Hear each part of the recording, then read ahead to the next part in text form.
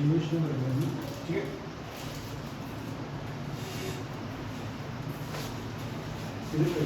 तमन्ना के बैठ जाइए।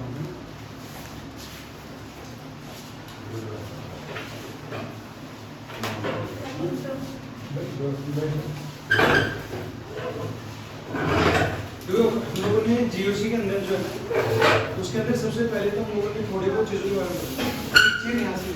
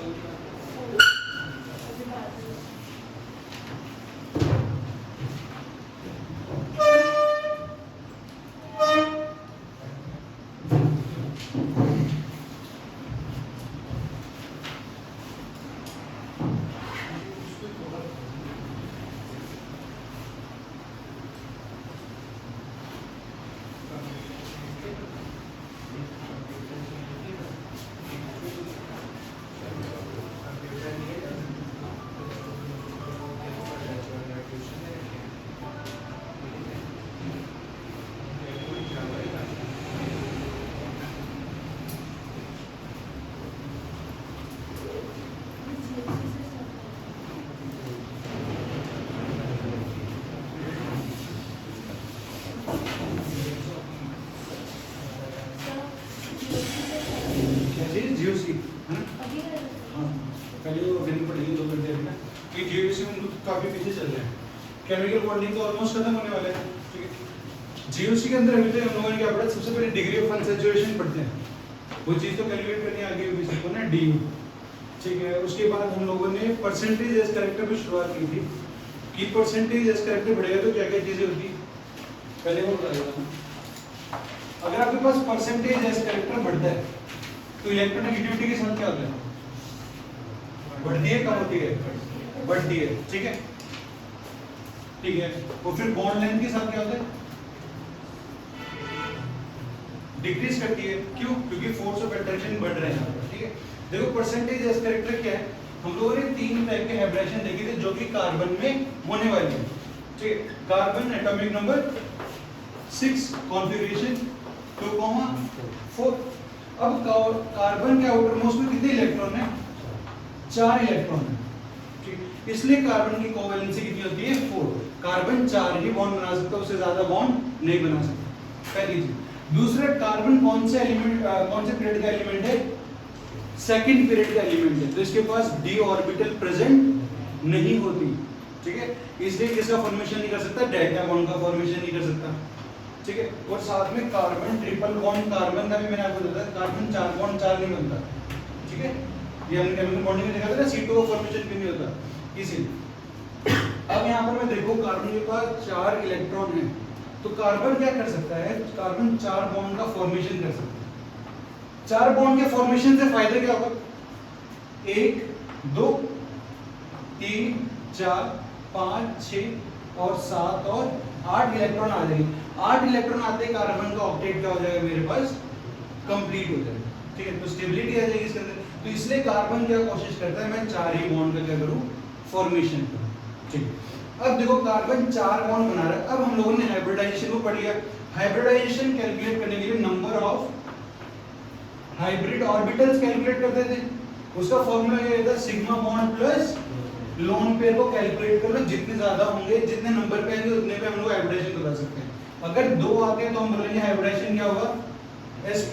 3 आएगा तो क्या बोलेंगे, sp2। 3 आएगा तो 4 आएगा तो हम लोग बोलेंगे हाइब्रिडाइजेशन क्या होगी, sp3। ठीक है। अब दूसरी चीज आ जाती है, अब अपने पास हाइब्रिडाइजेशन 3 है, sp है, एक sp2 है और एक है मेरे पास sp3। ये कार्बन की यही 3 हाइब्रिडाइजेशन हो सकती है। क्यों? कार्बन तो मेरा बॉन्ड ही 4 बना सकता है। ठीक है। तो अगर कार्बन 2 बॉन्ड का फॉर्मेशन कर रहा है तो क्या होगा, sp होगा। तब जो दोनों सिग्मा बॉन्ड का फॉर्मेशन कर रहा है, 3 करेगा तो sp2 और मैक्सिमम 4 कर सकता है तो sp3 तक हो सकता है, इससे आगे तो वो जा ही नहीं सकता। ठीक है। अब आ जाओ, जब मेरे पास कार्बन sp हाइब्रिडाइज्ड हो तो मतलब कितने हाइब्रिड ऑर्बिटल चाहिए, 2। अब 2 चाहिए तो या तो दोनों सिग्मा बॉन्ड होंगे वो, तो वो केस कौन सा था, कार्बन ट्रिपल बॉन्ड कार्बन लगाओ और यहाँ पर इस कार्बन के साथ हाइड्रोजन लगा हो और इस कार्बन के साथ भी क्या लगा हो, हाइड्रोजन। इस कार्बन को देखो, एक सिग्मा बॉन्ड ये है कि नहीं, और एक ट्रिपल बॉन्ड जब होता है तो उसके अंदर एक सिग्मा बॉन्ड होता है, बाकी दो क्या होते हैं, पाई बॉन्ड होते हैं। एक सिग्मा ये, तो ये दो सिग्मा बॉन्ड का फॉर्मेशन कर रहे हैं। इस कार्बन को देख लो, ये भी कितने सिग्मा बॉन्ड का फॉर्मेशन कर रहे हैं, दो। ये भी मेरे पास कैसा है, sp हाइब्रिड है। एक केस क्या हो सकता है, carbon double bond carbon, carbon double bond carbon आ जाए। इस बीच वाले कार्बन को देखो, एक सिग्मा बॉन्ड एक पाई बॉन्ड, एक सिग्मा बॉन्ड और एक पाई बॉन्ड, तो दो सिग्मा बॉन्ड का फॉर्मेशन कर रहे हैं। जब वो दो सिग्मा बॉन्ड का फॉर्मेशन कर रहे हैं तो इस कार्बन का हाइब्रिडाइजेशन भी क्या होगा, sp ही होगा। ठीक है, ठीक है। अब sp2 कब हो सकता है, जब वो तीन सिग्मा बॉन्ड बना रहा हो। तीन सिग्मा बॉन्ड कैसे बना सकते हैं, कार्बन डबल बॉन्ड कार्बन, इसके साथ लगा हुआ हाइड्रोजन और इसके साथ क्या लगा हुआ है, हाइड्रोजन। अब देखो, अगर मैं इस ऑर्बिटल के बारे में और इस ऑर्बिटल के बारे में बात करूं, ये कितने एंगल पे होंगे एक दूसरे से, 180 डिग्री पर होंगे, ठीक है, जो कि लीनियर होता है। अब यहाँ पर देखो, तीनों सिग्मा बॉन्ड देखना हम लोगों ने, सिग्मा बॉन्ड के अलावा नहीं देखना, बस आपको ये देखना कि सिग्मा बॉन्ड कितने एंगल पे एक दूसरे से। ये एक सिग्मा बॉन्ड, ये एक सिग्मा बॉन्ड है, और बचा हुआ मेरे पास ये भी क्या है, एक सिग्मा बॉन्ड है। ये तीनों एक सर्कल का फॉर्मेशन कर रहे हैं, दिख रहे होगा। अगर मैं इस कार्बन को सेंटर मान लूं तो यहाँ पर कितना बॉन्ड बन रहा होगा, टोटल 360, और हर एक बॉन्ड एंगल कितने का होगा, 120 डिग्री का होगा। ठीक है, तो ये मेरे पास sp टाइप को हाइब्रिडाइजेशन में बॉन्ड एंगल कितना होता है, 120। यहाँ पर कितना था, 120। sp3 पर आते हैं, ठीक है। sp3 पर आ गए तो कितने हाइब्रिड ऑर्बिटल चाहिए, 4। और जब 4 हाइब्रिड ऑर्बिटल चाहिए तो क्या होना चाहिए, या तो चारों सिग्मा बॉन्ड बने, ये चारों मेरे पास क्या हो, लोन पेयर का फॉर्मेशन करेगा। ठीक है, प्रवीण है, आज मैं एक बार चेयर लेके आता हूं।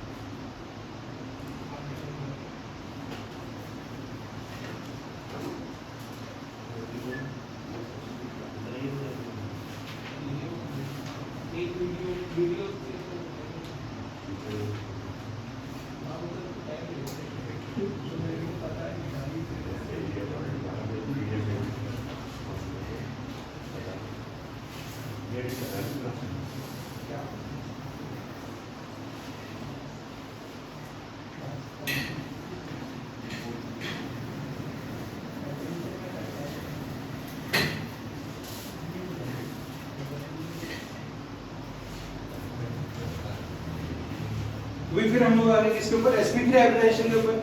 sp3 में अब देखो, अगर आप चाहते हो कि नंबर ऑफ हाइब्रिड ऑर्बिटल्स 4 हैं तो क्या होना चाहिए, या तो सिग्मा बॉन्ड 4 हो, या फिर लोन पेयर कितने होंगे, फिर 0 हो जाएंगे अपने आप ही, क्योंकि अब वो चारों ही कार्बन क्या बना रहा होगा मेरे पास, सिग्मा बॉन्ड का फॉर्मेशन कर रहा होगा। दिखाई कैसे देगा, कार्बन हाइड्रोजन हाइड्रोजन, एक अंदर की तरफ हाइड्रोजन लगा होगा और एक मेरे पास क्या लगा होगा, बाहर की तरफ हाइड्रोजन है। ठीक है, ये है कैसा, अगर ये मेरे कार्बन है समझ लो, ठीक है, ये मोटी कार्बन, यहाँ पर कार्बन लगा होगा ऊपर, एक बॉन्ड यहाँ पर होगा, एक आपकी तरफ होगा और एक क्या होगा, यहाँ पर होगा। तो अगर आपसे पूछा जाए ये वाला बॉन्ड एंगल जो होगा कितने डिग्री का होगा, 109 डिग्री 20 मिनट। ये वाला बॉन्ड एंगल कितने का होगा, सेम। अगर मैं ये वाले बॉन्ड से और इस वाले की बात करूं तो कितने का होगा, सेम ही होगा। ठीक है, देखना है तो पीछे वो ट्राइपॉड देने को पीछे, हाँ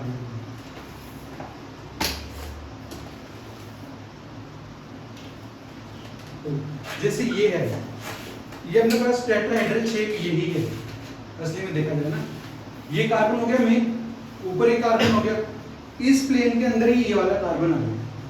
ठीक है, ये दोनों क्या है मेरे पास, सेम प्लेन, एक आपकी तरफ हो गया और एक क्या हो गया, अंदर की तरफ।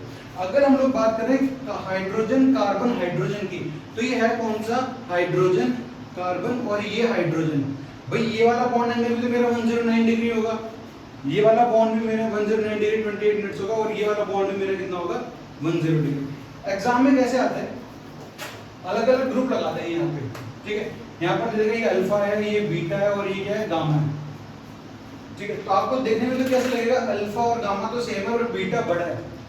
अगर आप वैसे देखोगे तो आपको बीटा बड़ा लगेगा, बट तीनों चीजें क्या है यहाँ पर सेम है, क्योंकि वो बॉन्ड जब आप आगे से देख रहे हो तो आपको बीचों बीच दिखाई दे रहा है, तो आप ये वाला एंगल देख रहे हो यहाँ से ऐसे, बट है नहीं असली में। तो कौन सा है, ये वाला नहीं है, ठीक है। तो यहाँ पर मेरे पास तीनों कैसे आ गया, यहाँ पर 109 डिग्री 28 मिनट्स का है। ये चीजें अभी तक हमने पढ़ी थी।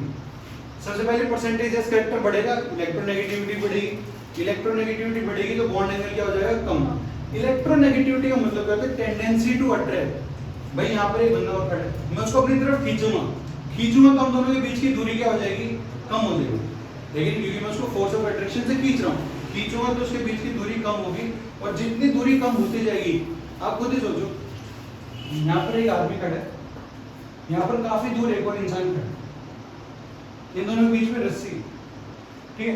ये इसको क्या कर रहा है, अपनी तरफ खींचने की कोशिश कर रही है, इसको खींच रहा अपनी तरफ, ठीक है। अब वो जब उसको खींचेगा तो उसके पास आता जाएगा, दोनों के बीच की दूरी क्या होती जाएगी, कम होती जाएगी, और दूरी कम होती जाएगी तो मेरे पास बॉन्ड लेंथ हो जाएगा कम, और बॉन्ड एनर्जी क्या बनने लग जाएगी, बढ़ने लग जाएगी, स्ट्रॉन्ग बॉन्ड बनने लग जाएगा, ठीक है। ये सब चीजें हम लोग पहले पढ़ चुके हैं। अब आगे बात करते हैं, स्टेबिलिटी ऑफ कार्बोकैटायन का क्या होता है,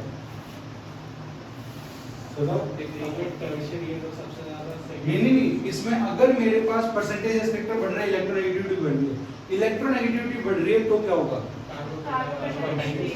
स्टेबिलिटी ऑफ कार्बोकैटायन क्या हो जाएगी, कम हो जाएगी, और एनायन की क्या करती है, इंक्रीज कर जाती है। क्यों, वो भी मैं बता देता हूँ वापस एक बार। तो ये पिछली का समरी वाला पार्ट हो जाएगा, फिर आज का शुरू करते हैं। देखो मेरे पास एक कार्बोकैटायन है, ये अब कार्बोकैटायन इसका मतलब कि इसके पास इलेक्ट्रॉन ये डोनेट कर चुका है। अब जब वो एक इलेक्ट्रॉन को दे चुका है, इसके पास 4 इलेक्ट्रॉन होते थे, 1 2 3 4, उसमें से एक इलेक्ट्रॉन को ये डोनेट कर चुका। अब इसके पास कितने इलेक्ट्रॉन बचे, 1 2 और 3 ही बचे, ठीक है। अगर मैं इस कार्बन के साथ एक ग्रुप अटैच कर दूं और मैं बोलूं इसकी इलेक्ट्रोनेगेटिविटी बहुत ज्यादा है या कार्बन से ज्यादा है, तो वो क्या करेगा, कार्बन के और इलेक्ट्रॉन को खींचने की कोशिश करेगा। भाई पहले इलेक्ट्रॉन जा चुका है, इसमें पॉजिटिव चार्ज है, बचे हुए भी इलेक्ट्रॉन चले गए तो और ज्यादा पॉजिटिव चार्ज आ जाएगा, और जितना ज्यादा चार्ज होती जाती है चीज उतनी क्या होती है, अनस्टेबल होती जाती है। ये टेबल है, बोर्ड है, सब कुछ न्यूट्रल है तो स्टेबल है, ये चार्ज होते तो हम लोग इनको टच नहीं कर पाते, ठीक। तो अगर मेरे पास इलेक्ट्रोनेगेटिविटी एटम बढ़ गया तो पॉजिटिव चार्ज और बढ़ने लग जाएगा, इसकी स्टेबिलिटी क्या हो जाएगी, मेरे पास कम होने लग जाएगी। यहीं पे बात करते हैं कार्बन आयन। कार्बन आयन का मतलब क्या, इसने एक इलेक्ट्रॉन को क्या किया होगा, गेन किया होगा। पहले तो भाई साहब इसके पास 4 इलेक्ट्रॉन थे, अब एक और आ गया, ठीक है। तो अगर आप इसे किसी ग्रुप से अटैच करते हो और उसकी इलेक्ट्रोनेगेटिविटी ज्यादा है, तो वो क्या करेगा, इसके इलेक्ट्रॉन्स को खींचने की कोशिश करेगा। जब वो इलेक्ट्रॉन्स खींचेगा अपनी तरफ तो ये नेगेटिव चार्ज जो इसके ऊपर था वो क्या होने लग जाएगा, कम होने लग जाएगा। कम होगा तो ये कैसा होता जाएगा, न्यूट्रल, न्यूट्रल होगा तो कैसे होता जाएगा, स्टेबल होता जाएगा, ठीक। तो हम लोग क्या कह सकते हैं, भाई जब परसेंटेज एज कैरेक्टर बढ़ता है तो इलेक्ट्रोनेगेटिविटी बढ़ती है, बॉन्ड लेंथ मेरी कम होती जाती है, बॉन्ड एनर्जी मेरे पास बढ़ती जाती है, ठीक है। स्टेबिलिटी ऑफ कार्बोकैटायन कम हो जाता है, स्टेबिलिटी ऑफ कार्बन क्या करता है, मेरा इंक्रीज करता है। ये बढ़ाता भी तक हम लोग, ठीक है। इसके अंदर कोई डाउट है तो पूछ लो, ठीक है। अब इसके आगे बात करते हैं। अब हेडिंग डालो आप, type of reagents, type of reagents. तो ऑर्गेनिक का पार्ट है ना, हाँ,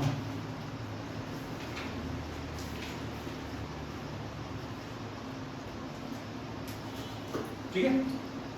2 टाइप के रिएजेंट होते हैं, एक होता है मेरे पास इलेक्ट्रोफाइल और दूसरा मेरे पास क्या होता है, न्यूक्लियोफाइल, ठीक है। रिएजेंट, पहली चीज रिएजेंट है क्या, ठीक है। अगर जब भी मेरे पास कोई भी रिएक्शन आएगा ना, आपके पास रिएक्टेंट्स होंगे, ठीक है। आप किसी भी प्रेजेंस में इसको प्रोडक्ट में कन्वर्ट करोगे तो किसकी प्रेजेंस के अंदर ये रिएक्शन होगा, वो मेरे पास क्या होता है, रिएजेंट होता है। भाई सीधी सी बात है ना, अगर आप कार्बन और ऑक्सीजन का रिएक्शन करवाते हो तो आप हीट कर रहे होगे, ठीक है ना। अपने आप कार्बन बैठा बैठा तो CO2 में कन्वर्ट नहीं हो जाएगा, आपको कुछ ना कुछ चीज तो लेनी पड़ेगी। तो वो होते हैं रिएजेंट्स। दो टाइप के रिएजेंट होते हैं अभी के लिए, एक इलेक्ट्रोफाइल होता है, एक क्या होता है न्यूक्लियोफाइल। इलेक्ट्रोफाइल क्या है, जैसे इसका नाम में सजेस्ट करता है, ये होता है मेरे पास इलेक्ट्रॉन लविंग ग्रुप, ठीक है। इसके पास इलेक्ट्रॉन्स की कमी होती है, या फिर हम लोग कह सकते हैं ये होते हैं मेरे पास इलेक्ट्रॉन डेफिशिएंट ग्रुप। इनके पास इलेक्ट्रॉन्स की क्या है, कमी है। तो इसलिए ये क्या करते हैं, जहां से भी इलेक्ट्रॉन मिलता है उसको अपनी तरफ क्या करना शुरू कर देते हैं, अट्रैक्ट शुरू करते हैं। इलेक्ट्रॉन पे चार्ज कैसा होता है, नेगेटिव। तो मतलब जिनके पास भी पॉजिटिव चार्ज होगा वो क्या करेंगे, इलेक्ट्रॉन को अपनी तरफ अट्रैक्ट करना शुरू कर देंगे, ठीक है। इलेक्ट्रॉन्स को अपनी तरफ अट्रैक्ट करेंगे, इसलिए हो गया इलेक्ट्रॉन लविंग ग्रुप है, या फिर हम कह सकते हैं इलेक्ट्रॉन डेफिशिएंट ग्रुप। इतनी बात समझ में आ गई, ठीक है। अब आगे इसके एग्जांपल क्या क्या होंगे। सबसे पहले तो क्या हो सकते हैं, कैटायंस हो सकते हैं, ठीक है। कैटायंस कैसे, पॉजिटिव चार्ज हो, इलेक्ट्रॉन की कमी है, उसने इलेक्ट्रॉन डोनेट कर रखा है, तो इलेक्ट्रॉन गेन वो कर सकते हैं। तो जितने भी कैटायंस होते हैं, चाहे आप CH3+ बोलो या फिर आप H+ बोलो, I+ बोलो, Br+ बोलो, जहां पर भी पॉजिटिव चार्ज आ जाए आप बोल दोगे वो मेरे पास क्या है, एक इलेक्ट्रोफाइल की तरह काम करेगा, ठीक है। नेक्स्ट चीज, जिसके पास भी वेकेंट ऑर्बिटल प्रेजेंट हो, क्या प्रेजेंट हो, वेकेंट ऑर्बिटल प्रेजेंट हो। जैसे मैं बात करता हूं BeH2 की, ठीक है। अब BeH2 क्या है, बेरिलियम, बेरिलियम का एटॉमिक नंबर कितना होता है 4, तो मतलब बेरिलियम के कॉन्फ़िगरेशन लिखूंगा तो आएगा 2,2। अब बेरिलियम के आउटर मोस्ट में कितने इलेक्ट्रॉन होंगे, 2 इलेक्ट्रॉन होंगे। अगर ये बॉन्ड बनाता है किसके साथ, हाइड्रोजन के साथ, तो क्या होगा, एक हाइड्रोजन यहाँ लग गया और एक हाइड्रोजन लग गया यहाँ पर, क्योंकि हाइड्रोजन के पास तो एक ही इलेक्ट्रॉन होता है। अभी बताओ बेरिलियम के पास कितने इलेक्ट्रॉन है, 1 2 3 4, क्या इसका ऑक्टेट कंप्लीट हो गया, नहीं हुआ, ठीक है। ये क्या कर सकता है, और इलेक्ट्रॉन्स को भी गेन कर सकता है, कब तक, जब तक इसके पास 8 इलेक्ट्रॉन्स नहीं हो जाते, ठीक है। तो इसके पास क्या होगी, वेकेंट ऑर्बिटल प्रेजेंट होगी। एक और एग्जांपल देखो, वेकेंट ऑर्बिटल भी बोल सकते हो, या फिर आप इनकम्प्लीट ऑक्टेट भी लिख सकते हो, इनकम्प्लीट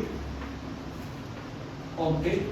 एक एग्जांपल और देखो, अगर हम लोग बात करें AlCl3 की, एल्यूमिनियम है, एल्यूमिनियम का एटॉमिक नंबर 13, कॉन्फ़िगरेशन 2,8,3, तो एल्यूमिनियम के आउटर मोस्ट में कितने इलेक्ट्रॉन है, 1 2 और 3 है। अगर ये 3 क्लोरीन के साथ बॉन्ड बना लेता है तो भी इसके पास कितने इलेक्ट्रॉन हो गए, 1 2 3 4 5 6 इलेक्ट्रॉन हो गए। अभी भी इसको 2 इलेक्ट्रॉन्स की क्या है, जरूरत है, तभी इसका ऑक्टेट क्या होगा, कंप्लीट होगा। तो ये 2 इलेक्ट्रॉन्स और गेन कर सकता है, ठीक है। क्यों, क्योंकि इसकी अभी ऑक्टेट कैसी है, इनकम्प्लीट ऑक्टेट। तो जिनके पास भी या तो वेकेंट ऑर्बिटल प्रेजेंट हो, या फिर हम क्या कह सकते हैं, इनकम्प्लीट ऑक्टेट हो, वो क्या होंगे, इलेक्ट्रोफाइल होंगे। सीधी सी बात है, आपको करना क्या है, इलेक्ट्रॉन को लाके देना है। अब लेगा कौन, या तो कैटायंस हो कि मतलब उनके पास पॉजिटिव चार्ज है, इलेक्ट्रॉन्स को रखने की जगह वो ले लेंगे, या फिर जिनके पास क्या हो, इनकम्प्लीट ऑक्टेट हो। ये बात समझ में आ गई, ठीक है। आगे फ्री रेडिकल्स,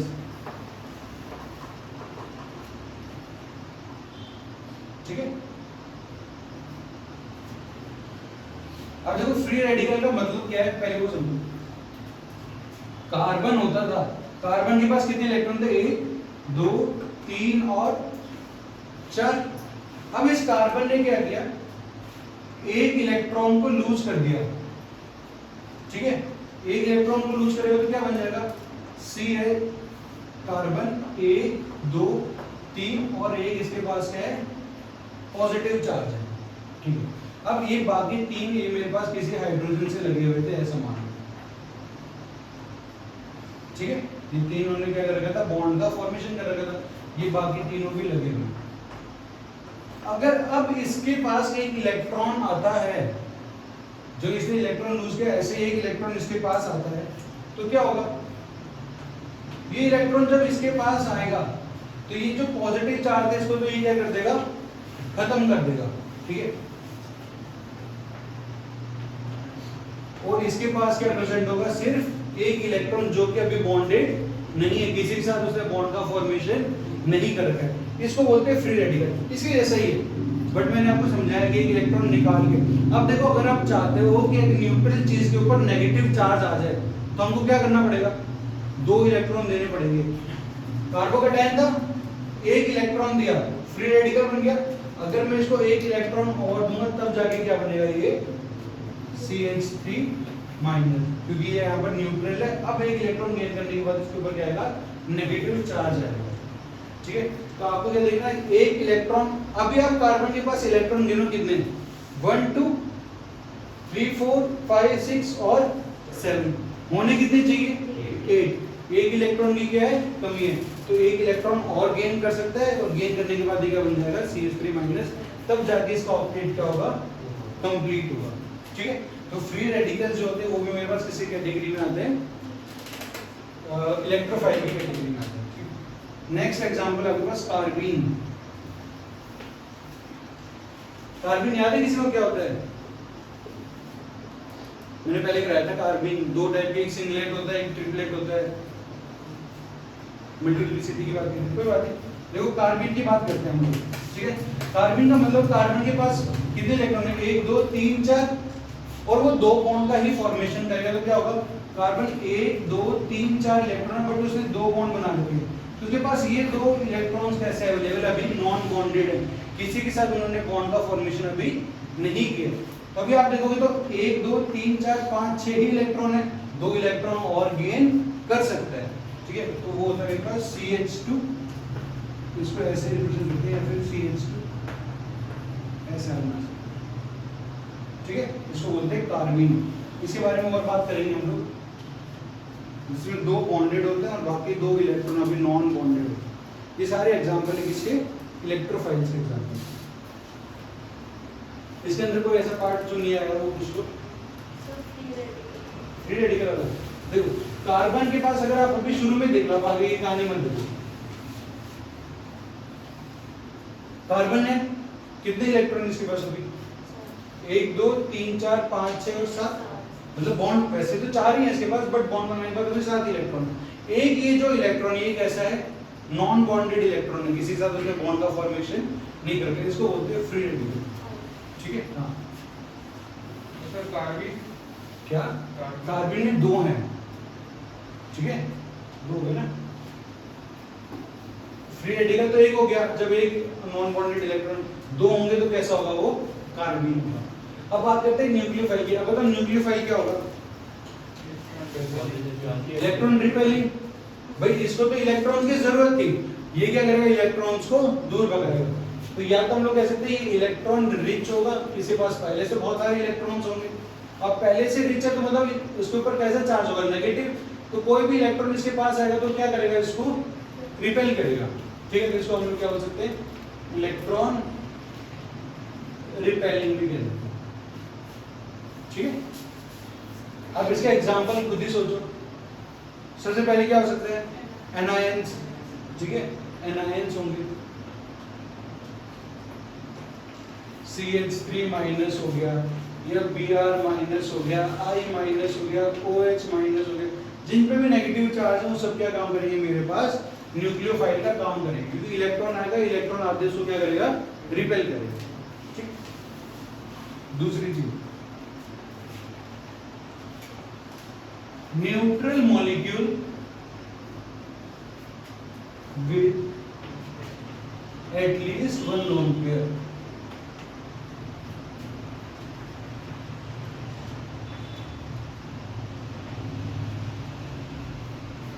ठीक है, आपका मॉलिक्यूल कैसा होगा, न्यूट्रल। जैसे मेरे पास हो गया अमोनिया की बात करते हैं, हाइड्रोजन हाइड्रोजन हाइड्रोजन, इसके पास क्या प्रेजेंट है, 2 इलेक्ट्रॉन। भाई नाइट्रोजन के पास पहले से इलेक्ट्रॉन प्रेजेंट है जो कि किसी से बॉन्डेड नहीं है, तो और इलेक्ट्रॉन आएंगे तो ये इलेक्ट्रॉन पेयर इसको क्या करेगा, रिपेल करेगा, ठीक है। बात करें वाटर की, तो इसके पास क्या है, न्यूट्रल है, कोई चार्ज नहीं है, बट इसके पास 2 लोन पेयर रिपेल करेगा, दूर भगाएगा। ठीक है, ये हो गया मेरे पास। एम्पलीफायर में भी होता है, तो एम्पलीफायर का मतलब क्या, दोनों काम करेंगे, उसके बाद हम आगे करेंगे। तो इसमें फ्री रेडिकल इसके अंदर फ्री रेडिकल में तो उसके पास इनकम्प्लीट ऑक्टेट है ना, इलेक्ट्रॉन रिच कहाँ है वो? अभी हमने देखा तो कितने इलेक्ट्रॉन थे कार्बन के पास? 7 इलेक्ट्रॉन्स थे, कार्बन, हाइड्रोजन, हाइड्रोजन, हाइड्रोजन और इलेक्ट्रॉन। इस कार्बन का ऑक्टेट तो अभी कंप्लीट ही नहीं हुआ है ना, तो एक इलेक्ट्रॉन तो चाहिए तभी इसका ऑक्टेट कंप्लीट होगा। तो ये आने वाले इलेक्ट्रॉन को रिपेल अभी नहीं करेगा, एक गेन करने के बाद रिपेल करेगा। तो एक गेन करने के बाद क्या बन जाता है? ठीक है, आपके पास पहले क्या था, कैटायन था, एक इलेक्ट्रॉन गेन करेगा तो भी फ्री रेडिकल बनेगा, वो भी इनकम्प्लीट है। उसके बाद ये एनायन बनेगा, अब वो क्या कर सकता है, रिपेल कर सकता है। ठीक है, चलिए आगे बात करते हैं। आपके पास चाहे एल्कीन्स हो, मतलब डबल बॉन्ड हो, या फिर आपके पास ट्रिपल बॉन्ड हो, वो भी इसका काम करेंगे, न्यूक्लियोफाइल का काम करते हैं। पाई बॉन्ड्स होते हैं, पाई बॉन्ड्स में इलेक्ट्रॉन होते हैं, इलेक्ट्रॉन क्या करेगा, इनको रिपेल करेगा। ठीक है, लास्ट एग्जांपल आते हैं इनका, ऑर्गेनो मेटेलिक कंपाउंड।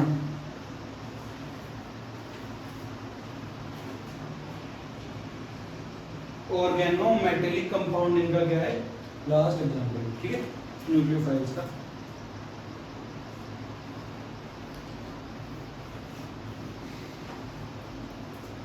ठीक है, अब देखो ऑर्गेनोमेटेलिक कंपाउंड के जैसे ग्रीनार्ड ग्रेजेट होता है RMgX।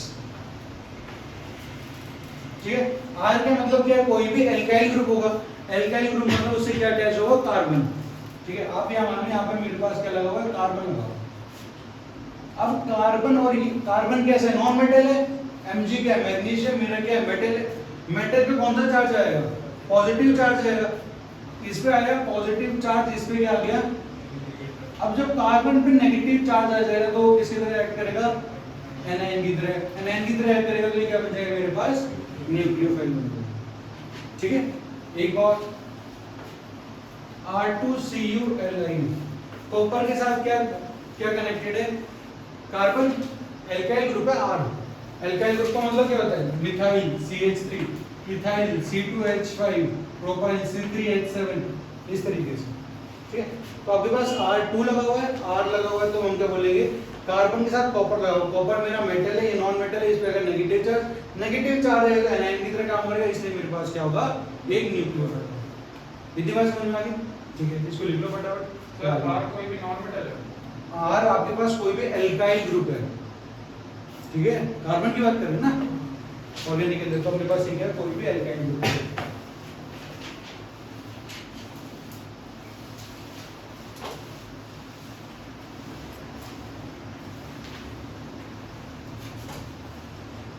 अब आगे बात करते हैं एमवी फाइल्स की।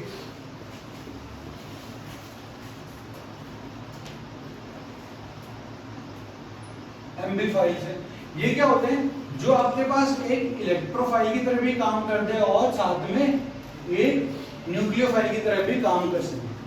ठीक है, इलेक्ट्रोफाइल का काम भी करेगा और न्यूक्लियोफाइल का काम करेगा। तो आप लिखो एमवी फाइल्स के बारे में, दे कैन एक्ट एज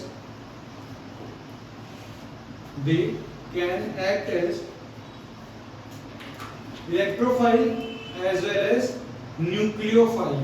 ठीक है, इलेक्ट्रोफाइल का काम भी करेंगे और साथ में आपके पास क्या करेंगे, न्यूक्लियोफाइल का काम भी करेंगे। ठीक है,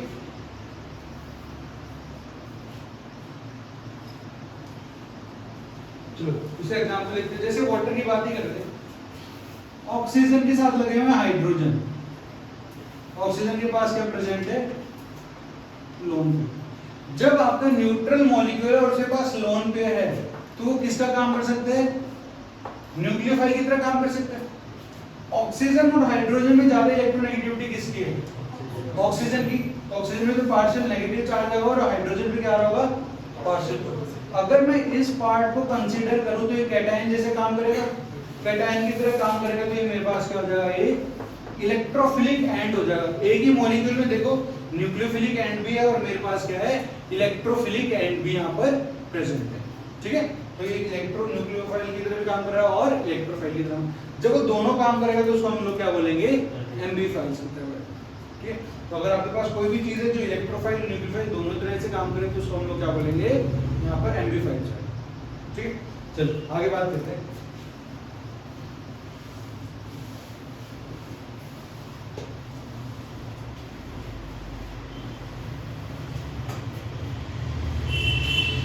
अब ये बताओ मुझे कि जब मैं लेफ्ट टू राइट जाता हूँ तो इलेक्ट्रोनेगेटिविटी क्या करती है, बढ़ती है। ठीक है ना, तो अगर मैं कार्बन, नाइट्रोजन, ऑक्सीजन, फ्लोरीन की तरफ लिखूं तो इनमें से सबसे ज्यादा इलेक्ट्रोनेगेटिविटी किसकी होगी, फ्लोरीन की होगी। ठीक है, फ्लोरीन के नीचे क्लोरीन, ब्रोमीन और फिर उसके नीचे क्या गया, आयोडीन आ गया।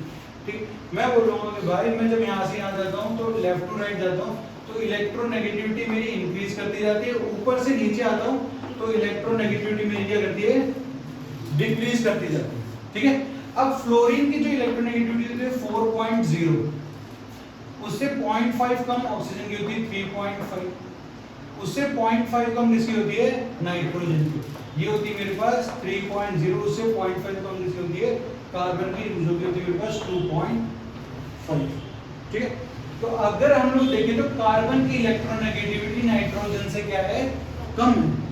बट अगर कार्बन ट्रिपल बॉन्ड का फॉर्मेशन कर रहा हो, क्या कर रहा हो, कार्बन ट्रिपल बॉन्ड का फॉर्मेशन कर रहा हो तो इसकी हाइब्रिडाइजेशन कैसी होगी, sp, और sp पे इलेक्ट्रोनेगेटिविटी क्या करती है, बढ़ जाती है। तो अगर आपके carbon triple bond carbon present है, इसकी इलेक्ट्रोनेगेटिविटी ज्यादा होती है किससे, नाइट्रोजन से। इस चीज को आपको ध्यान रखना। ठीक है, इसको आप नोट बना के लिख के रखना। और ये किसका कंपैरिजन है, इलेक्ट्रोनेगेटिविटी का, कि कार्बन ट्रिपल बॉन्ड कार्बन की इलेक्ट्रोनेगेटिविटी नाइट्रोजन से क्या होती है, ज्यादा होती है। ठीक है, इसको लिखो फटाफट। हाँ, सिर्फ नाइट्रोजन।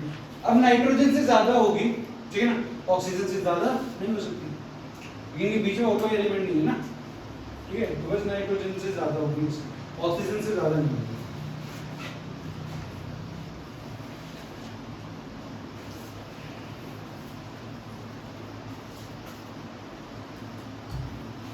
यहाँ पर देखिए, ऊपर से जब नीचे जा रहे हैं हम लोग ना, तो ये मेरे पास क्लोरीन की इलेक्ट्रोनेगेटिविटी नियरली 3 के आसपास की आती है, ब्रोमीन की 2.8 के पास, और इसकी आती है 2.1 के आसपास आती है। ठीक है, वैसे 2.2 जो होती है बट 2.1 के आसपास आती है। कई जगह पर कंफ्यूजन क्या होगा, मैं बताता हूँ, फास्फोरस की और हाइड्रोजन की इलेक्ट्रोनेगेटिविटी बराबर होती है, वो 2.1 के आसपास होती है। ठीक है, आयोडीन अलग ही हो जाता है, बट फास्फोरस हाइड्रोजन की एक दूसरे से क्या आती है, पास में आती है। बट जब मैं मॉलिक्यूल बनाता हूं PH3, ठीक है, तो क्या करूंगा, phosphorus lone pair, hydrogen, hydrogen और हाइड्रोजन, तब मैं क्या बोलूंगा, फास्फोरस की इलेक्ट्रोनेगेटिविटी किससे ज्यादा है, हाइड्रोजन से। ये तो इसमें नेगेटिव चार्ज आता है और हाइड्रोजन पे क्या आता है, पॉजिटिव चार्ज। ठीक है, कार्बन और सल्फर की भी बराबर होती है, वो नियरली 2.5 के आसपास होती है। इन चीजों को ध्यान रखना आपको। फास्फोरस हाइड्रोजन के सेम है, बट जब वो मॉलिक्यूल बनाएंगे तब मेरा फास्फोरस क्या है, नॉन मेटल है, तो उसमें नेगेटिव चार्ज, इसमें पॉजिटिव चार्ज, ये इसका फॉर्मेशन। ठीक है, चलो आगे बढ़ते हैं। आगे अब हम लोग देखेंगे बॉन्ड क्लीवेज के बारे में। हेडिंग डालो, type of bond cleavage.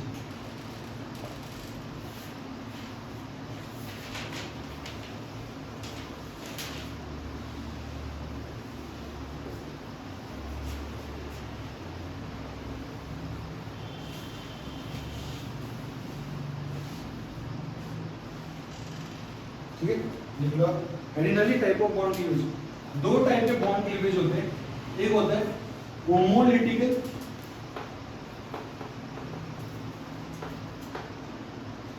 Bond cleavage और एक होता है हेट्रोलिटिकल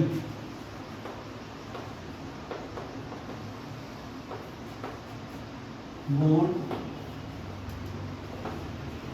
क्लीवेज। ठीक है, अब देखो दो एटम थे, ये एक एटम में बोलता हूँ X है, इसके साथ बॉन्ड बना रखा है दूसरा सेम एटम ने, जो कि क्या हो सकता है, X, या फिर मैं कह सकता हूँ X ने बॉन्ड बना रखा है Y के साथ, बट दोनों की इलेक्ट्रोनेगेटिविटी लगभग सेम है, जैसे हाइड्रोजन फास्फोरस की बात की। ठीक है, तो मैं कह रहा हूँ electronegativity of X is nearly equals to electronegativity of work. यहाँ पर तो दोनों ही सेम है। अब इसका इलेक्ट्रॉन इसके पास है, इसका इलेक्ट्रॉन इसके पास। अगर जब बॉन्ड टूटेगा तो ये अपने इलेक्ट्रॉन को अपने पास रखेगा और ये अपने इलेक्ट्रॉन को क्या करेगा, अपने पास रखेगा। अब ये एक इलेक्ट्रॉन इसके पास आएगा और ये इसका इलेक्ट्रॉन इसके पास आएगा।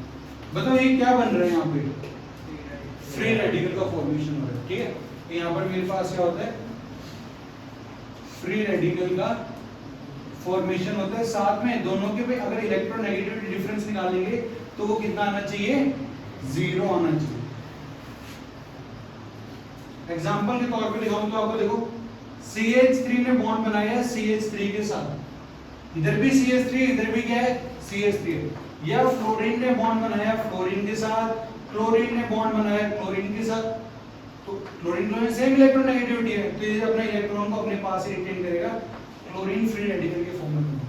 ये बॉन्ड टूटता है, ये इलेक्ट्रॉन इसके पास आएगा एज अ फ्री रेडिकल, ये इसके पास आएगा एज अ फ्री रेडिकल। ये बॉन्ड टूटता है तो इसका इलेक्ट्रॉन इसके पास है और इसका इलेक्ट्रॉन इसके पास ही आएगा। ठीक, अब बात करते हैं किसकी, हेटेरोलेटिकल क्लीवेज की। हेटेरोलेटिकल क्लीवेज के अंदर के कोई A एटम बॉन्ड बनाएगा B के साथ। अगर मैं बोलूं इलेक्ट्रोनेगेटिविटी ऑफ A ज्यादा है किससे, इलेक्ट्रोनेगेटिविटी ऑफ B से।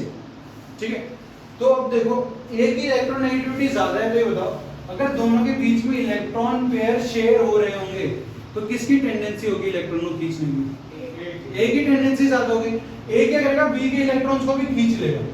तो जब ये बॉन्ड टूटेगा तो इस पे क्या आ जाएगा A माइनस, और इसका इलेक्ट्रॉन किसने खींच लिया A, तो ये इस पे क्या आ जाएगा B प्लस आ जाएगा, क्योंकि इसका इलेक्ट्रॉन तो A खींच ले गया ना, तो इसके पास एक एक्स्ट्रा इलेक्ट्रॉन आ गया तो A माइनस हो गया, यहाँ पर B। बताओ यहाँ पर जो इंटरमीडिएट बने वो क्या बने, आयंस बने, एनायन भी है और कैटायन भी। बट होमोलिटिकल क्लीवेज में क्या बनता है, फ्री रेडिकल्स बनते हैं, और यहाँ पर मेरे पास बनते हैं आयंस। कैटायन भी बनेगा और साथ में आपके पास एनायन का फॉर्मेशन भी होगा, और दोनों में इलेक्ट्रोनेगेटिविटी डिफरेंस 0 नहीं होना चाहिए। इलेक्ट्रोनेगेटिव डिफरेंस होगा तभी ऐसा होता है।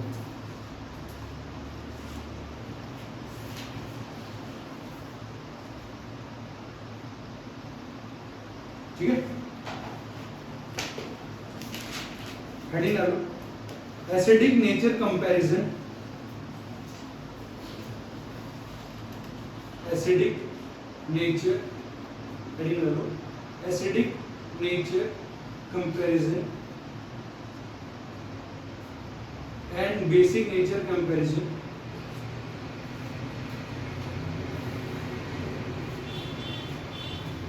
अभी हम एसिडिक नेचर को कंपेयर करेंगे और साथ में बेसिक नेचर को भी देखेंगे।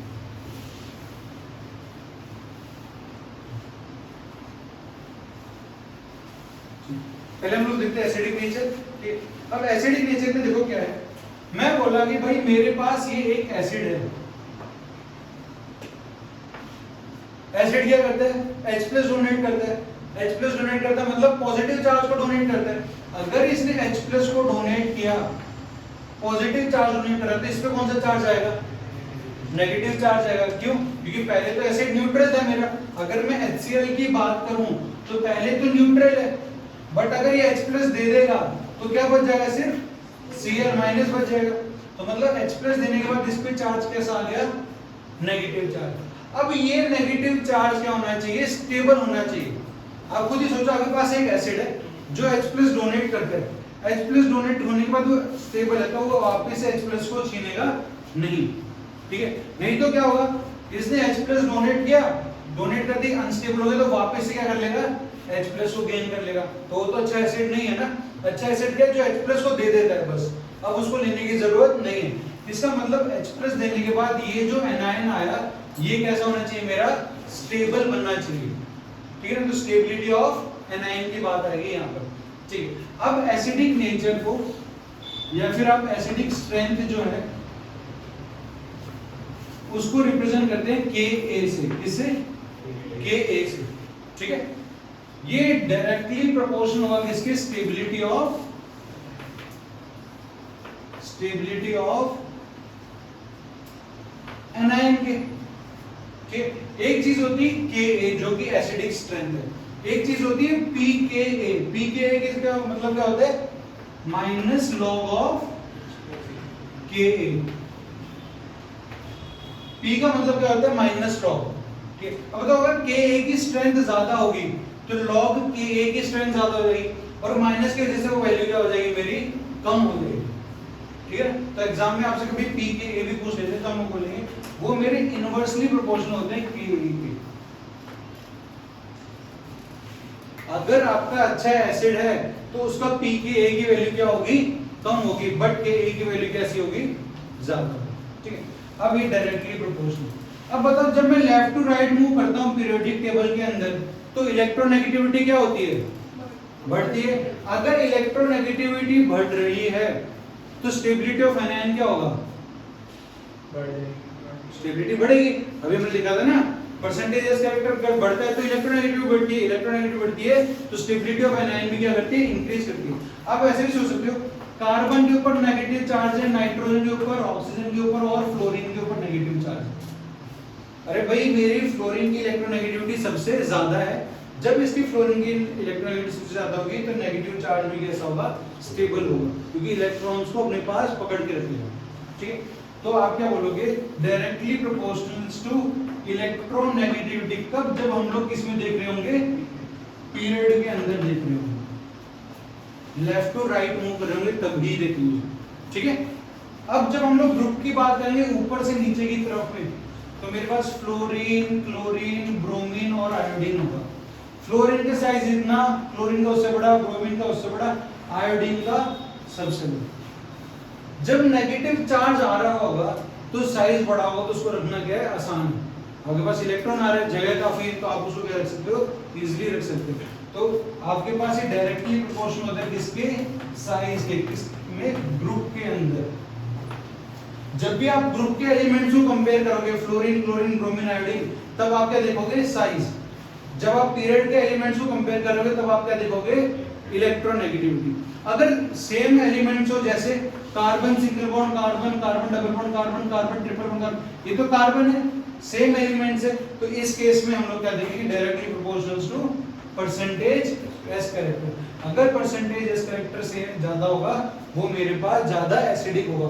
ये कब देखना है हमने, फॉर सेम एलिमेंट्स, और आपको ये इसी ऑर्डर में लगाना है। एसिडिक स्ट्रेंथ का क्वेश्चन आया, स्टेबिलिटी ऑफ एनायन पे ध्यान देना है सीधा। स्टेबिलिटी ऑफ एनायन, पीरियड के अंदर इलेक्ट्रोनेगेटिविटी, अगर ग्रुप के एलिमेंट है तो साइज, और सेम एलिमेंट है तो क्या देखूंगा मैं, परसेंटेज एस कैरेक्टर देखूंगा। ठीक है, इतनी बात समझ में, इसको लिख लो, फिर क्वेश्चन करते हैं।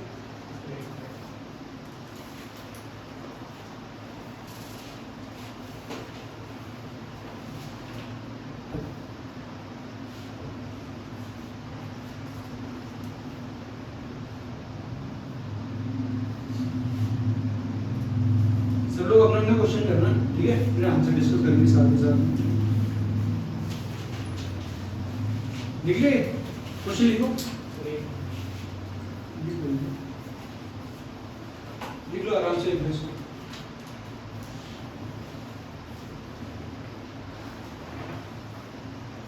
जोर पड़ रहा है थोड़ा, एक मिनट, ऑनलाइन सही रहता था ना, बैठ के देखते आराम से।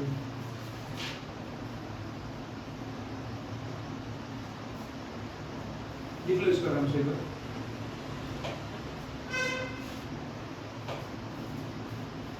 ऑर्गेनिक सीखने का एक ही तरीका है कि आप जो डेली पढ़ रहे हैं आपको डेली रिवाइज करना है। अगर आप डेली रिवाइज नहीं करोगे ना तो साफ हो जाएगी फिर ऑर्गेनिक, और आप डेली रिवाइज कर लोगे ना तो बहुत ही ज्यादा स्ट्रांग हो जाएगी।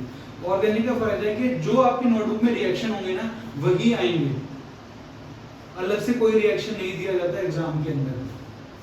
जो नोटबुक में लिखा है वही क्वेश्चन आएगा, सेम एज इट इज, कोई चेंज नहीं होता। फिजिकल में क्या हो सकता है, यूनिट चेंज कर सकते हैं, ठीक है, वहाँ 2 मोलर है तो 5 मोलर हो सकते हैं, चेंज हो सकती है चीजें। इनऑर्गेनिक में क्या होता है, आपको चीजें याद करनी पड़ती हैं, एज इट इज आती है। ऑर्गेनिक उससे ज्यादा सिंपल होती है, एज इट इज चीजें आती है, कोई चेंज नहीं होता उसमें, जो रिएक्शन है वो वही रहेगी, बस आपको याद आप किस तरीके से कर रहे हो वो मैटर करता है। क्वेश्चन लिखो, arrange following in stability order of anions. Arrange following in stability order of anions. आपको स्टेबिलिटी ऑफ एनायंस के अंदर इनको क्या करना है, अरेंज करना है। अब स्टेबिलिटी ऑफ एनायंस की बात करें या एसिडिक स्ट्रेंथ की बात करें, वो तो क्या है, सेम ही है, ठीक है। तो मैं क्वेश्चन लिखने जा रहा हूँ, आप लोग अरेंज करते जाना।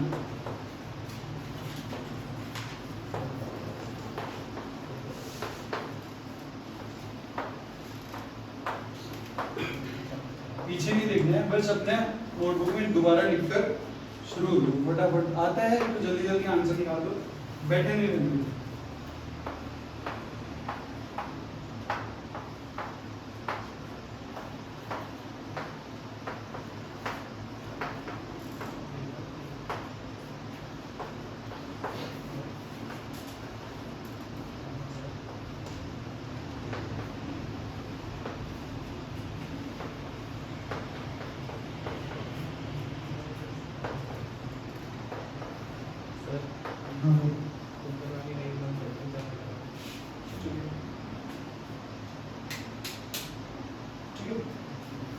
अब बिल्कुल ही दिख रहा है, रिफ्लेक्शन कहाँ से आ रहा है, देखो यहाँ पर चमक रहा है, बीच में चमक रहा है, कहाँ से? ये होता है आई माइनस है, B R minus, C L minus, F minus.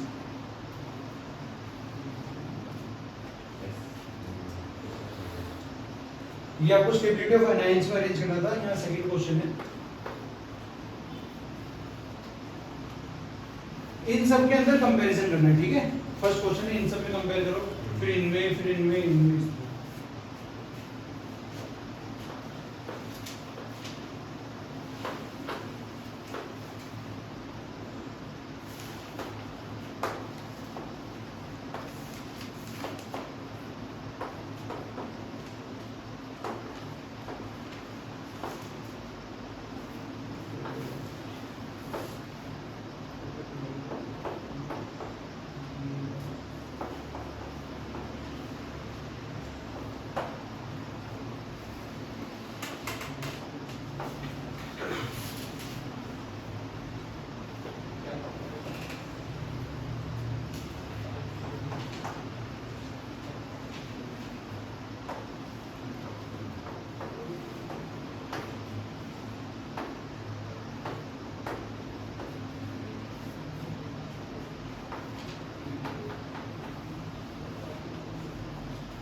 इसको करो पहले, फिर देखेंगे आगे।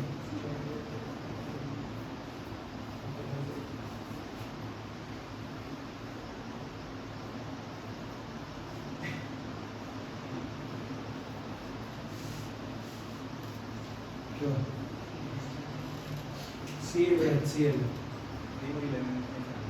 नहीं, फर्स्ट सेकंड है, प्रोमो नंबर भी होता है कुछ चीज।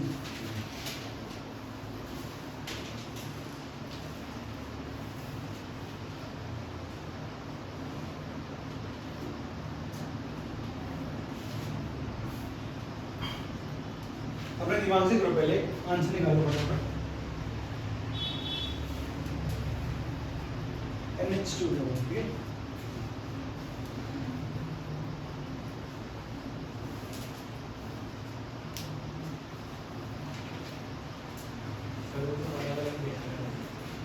ये इन सब के अंदर कंपैरिजन करना है, इसमें A B C इन तीनों में कंपेयर करना है ना, कि A ज्यादा होगा, B ज्यादा होगा या C ज्यादा होगा।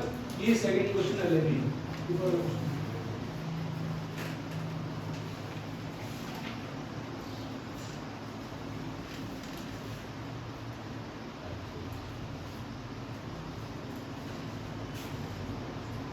सर जब इलेक्ट्रोनेगेटिविटी कम होती है तो जो एनायंस की जो स्टेबिलिटी होती है वो बढ़ती है, पर कब, जब एलिमेंट्स इसके हों एक ही पीरियड के हों, और जो ग्रुप के अंदर साइज देखेंगे, और साइज ऊपर से नीचे जाते हैं तो क्या होता है, इंक्रीज करता है। तो साइज इंक्रीज करेगा तो स्टेबिलिटी ऑफ एनायन भी इंक्रीज करेगा, डायरेक्टली प्रोपोर्शनल।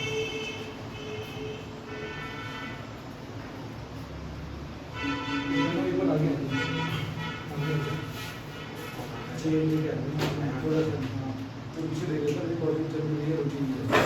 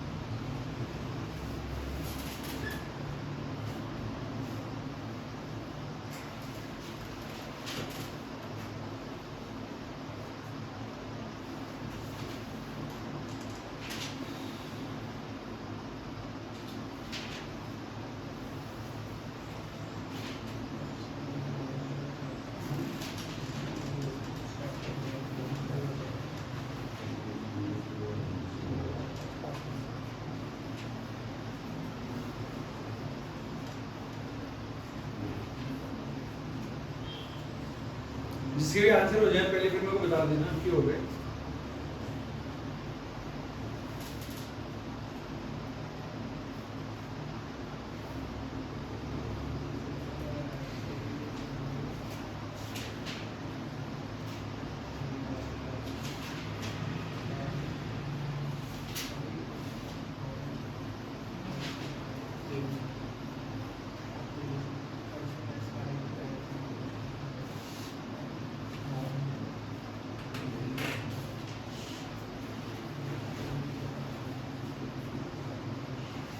अभी जैसे मैंने आंसर करा तो बी नाइट्रोजन साथ लगा हुआ हाइड्रोजन और ऊपर वाला ए वाला किसके साथ लगा हुआ है, सी वाला किसके साथ लगा हुआ है, कार्बन। तो लिख पहले कार्बन,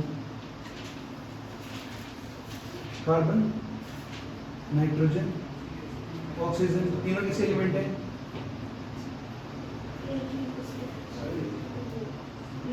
पीरियड के हैं। पीरियड के अंदर हम लोग क्या लिखेंगे? किस इलेक्ट्रोनेट ज्यादा है? आंसर क्या होगा? ठीक है?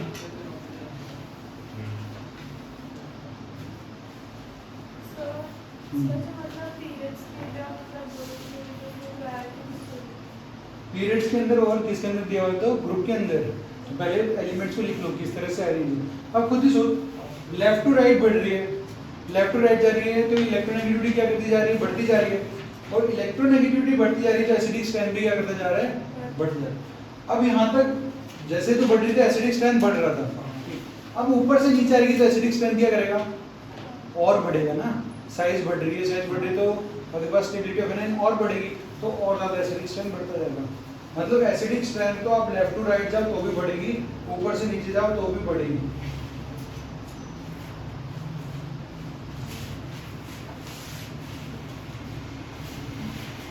चलो पहले वाला हो गया। क्या आंसर है इसका? आपके पास आयोडीन, ब्रोमीन, क्लोरीन और फ्लोरीन किसके एलिमेंट है? एक ही ग्रुप के एलिमेंट है। ग्रुप के एलिमेंट है तो क्या लिखेंगे ग्रुप के अंदर? साइज लिखेंगे। साइज किसके ज्यादा? ठीक है, क्योंकि ऊपर से नीचे जाते हैं तो साइज बढ़ता जाता है, स्टेबिलिटी ऑफ आयन की में इंक्रीज होती है। ऑक्सीजन के साथ हाइड्रोजन लगा है, नाइट्रोजन और कार्बन किसके एलिमेंट है? तीनों पीरियड के एलिमेंट है। और एक पीरियड के अंदर हम लोग क्या देखेंगे? इलेक्ट्रोनेगेटिविटी। जिसकी ज्यादा होगी उसकी स्टेबिलिटी एनायन की क्या होगी? ज्यादा होगी। तो मेरे ऑक्सीजन की इलेक्ट्रोनेगेटिविटी कार्बन से ज्यादा है, नाइट्रोजन से ज्यादा, नाइट्रोजन की कार्बन से ज्यादा। ठीक है, यहाँ जब दोनों एलिमेंट किसके हैं? ऑक्सीजन और सल्फर एक ग्रुप के एलिमेंट है। ऊपर ऑक्सीजन आता है, उसके जस्ट नीचे क्या आता है? सल्फर आता है।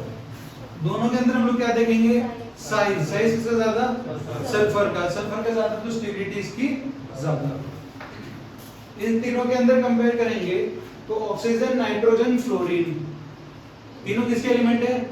पीरियड के एलिमेंट है। जब वो पीरियड के एलिमेंट है तो क्या देखेंगे हम लोग तीनों के अंदर? इलेक्ट्रोनेगेटिविटी किसकी ज्यादा है? फ्लोरीन की। तो फ्लोरीन की इससे ज्यादा है।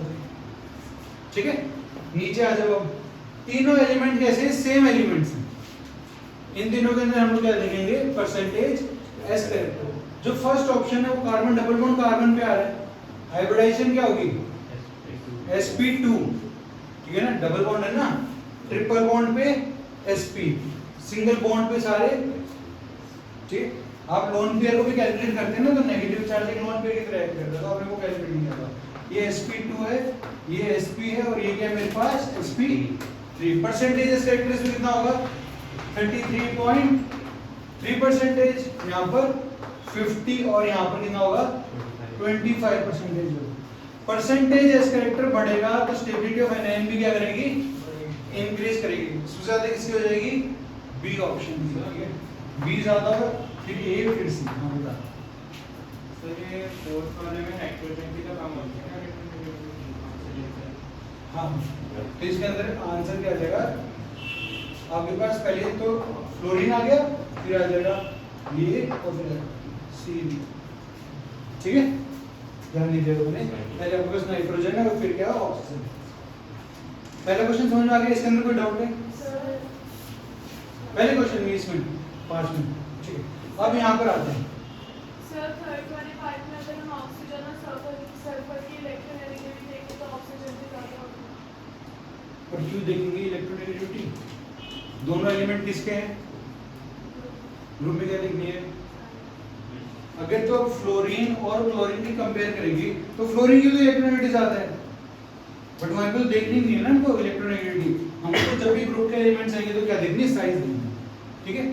अब आ जाइए अब देखो ये हाइड्रोजन किसके साथ लगा हुआ है? ऑक्सीजन के साथ। ये हाइड्रोजन किसके साथ लगा हुआ है? नाइट्रोजन के साथ। और ये वाला हाइड्रोजन किसके साथ कनेक्ट है?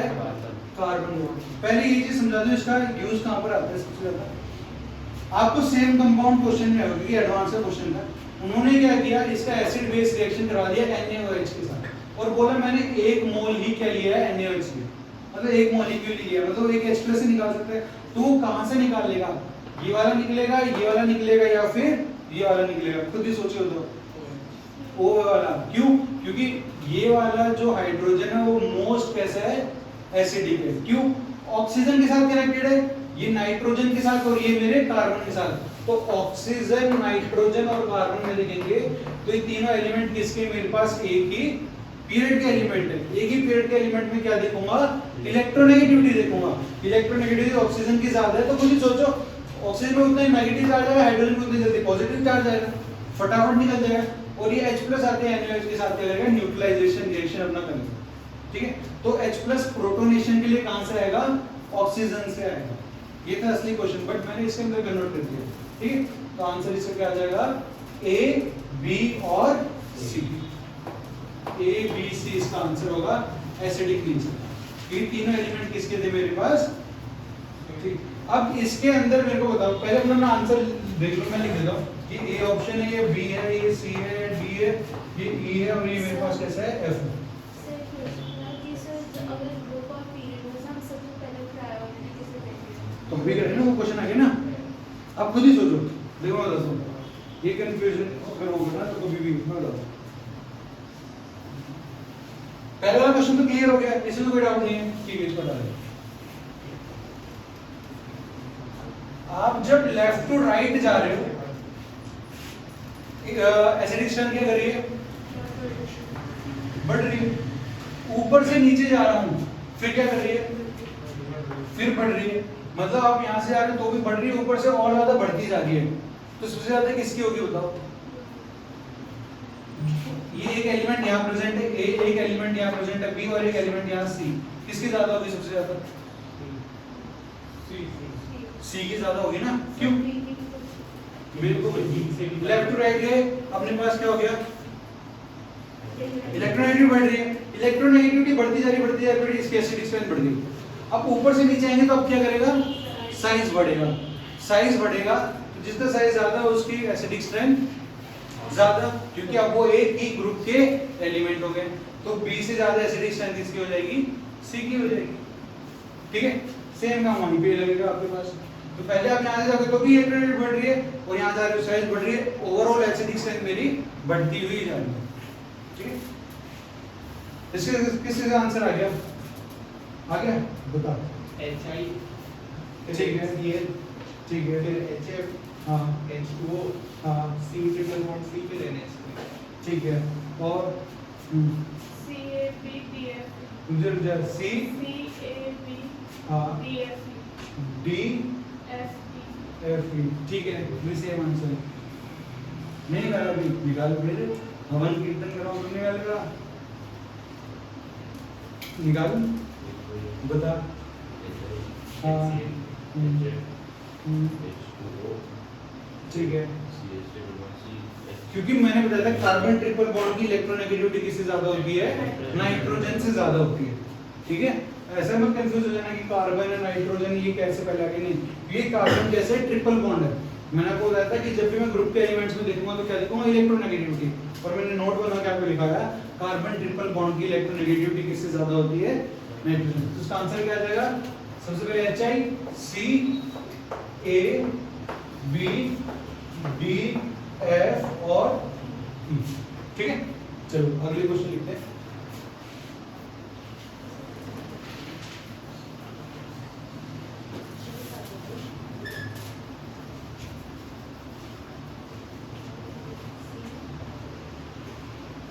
ये दोनों क्वेश्चन समझ में आ रहे हैं यहाँ पर? ठीक है।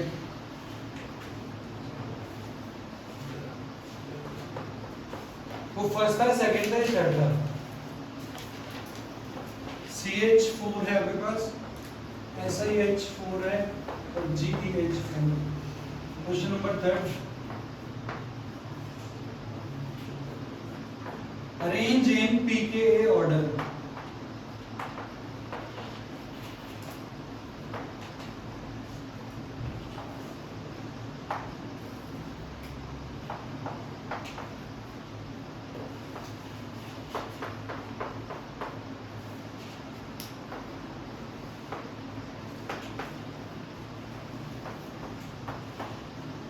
सल्फर ही है, सल्फर।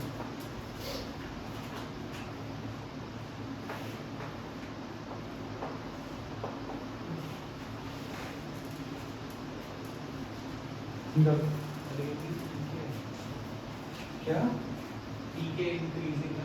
हाँ, arranging pK order, increasing decreasing कुछ भी निकालो, एरो लगा दो, किसकी ज्यादा होगी किसकी कम होगी।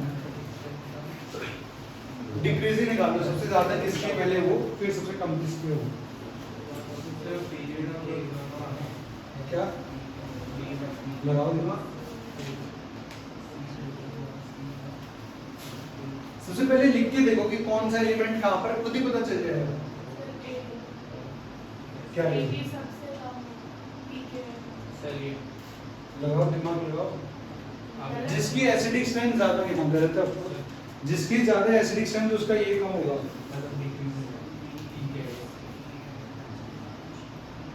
ठीक है, सबसे कम किसका होगा? एसएच का। इस में ऊपर वाले का कर लिया पहले। ये तीन एलिमेंट किसके हैं? ऊपर वाले का एक ही किसके हैं? ग्रुप के हैं। क्या देखेंगे? साइज। साइज किससे ज्यादा होगा? जर्मेनियम का। तो मेरे पास ये इनका एसिडिक स्ट्रेंथ बढ़ रहा है। ठीक है, सर डी का क्या? डी कौन सी स्ट्रेंथ? एसिडिक है वो। हमने एसिडिक स्ट्रेंथ की बात नहीं की, यहाँ पर क्या पूछा है? और पीके ऑर्डर उल्टा होता है किसके? Acidic strength. हाँ, ठीक है। एग्जाम में दोनों ऑप्शन होंगे। ठीक है, आपसे के ऑर्डर में पूछा जा सकता है, पीके ऑर्डर में पूछा जा सकता है। तो ध्यान रखना क्वेश्चन के अंदर क्या पूछा गया। तो चलो सबसे पहले हम लोग क्या निकालेंगे? एसिडिक स्ट्रेंथ ऑर्डर निकाल लेते हैं। ठीक है, oxygen, carbon, carbon triple bond है और नाइट्रोजन। तो इन तीनों का ऑर्डर तो मुझे पता है। क्या होगा? ऑक्सीजन का सबसे ज्यादा होगा, ए का ज्यादा होगा किससे? इसका, इससे बी से, और बी का ज्यादा होगा सी से। और ऑक्सीजन और सल्फर किसके एलिमेंट है? एक ही ग्रुप के एलिमेंट है। ग्रुप के अंदर क्या देखेंगे? साइज। साइज किसका? सल्फर का ज्यादा, तो मेरा डी इन सबसे ज्यादा है। ठीक है, अब मुझे पर ऑर्डर क्या चाहिए था? पी के ऑर्डर चाहिए था।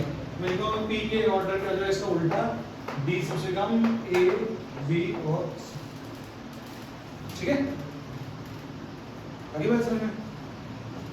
चलो आगे तो बेसिक स्ट्रेंथ की बात करते हैं। एसिडिक स्ट्रेंथ के क्वेश्चन समझ में आ गए? तो इसका फायदा क्या है? आपको एग्जाम में दिए जाएंगे ना कोई भी एसिड, तो आप बता सकते हो कि एसिडिक स्ट्रेंथ ज्यादा होती है, किसी कम होती है। HF, HCl, HBr और HI में सबसे ज्यादा एसिडिक कौन? HI। ठीक है, HF, HBr, HCl और HF में कौन? HI में सबसे ज्यादा HI होगा। ठीक है, क्यों? क्योंकि H+ डोनेट करने के बाद वो क्या बन जाएंगे? F-, Cl-, Br- और I-। और I- मेरे पास क्या होगा? सबसे ज्यादा स्टेबल। चलो अब बेसिक स्ट्रेंथ की बात करें।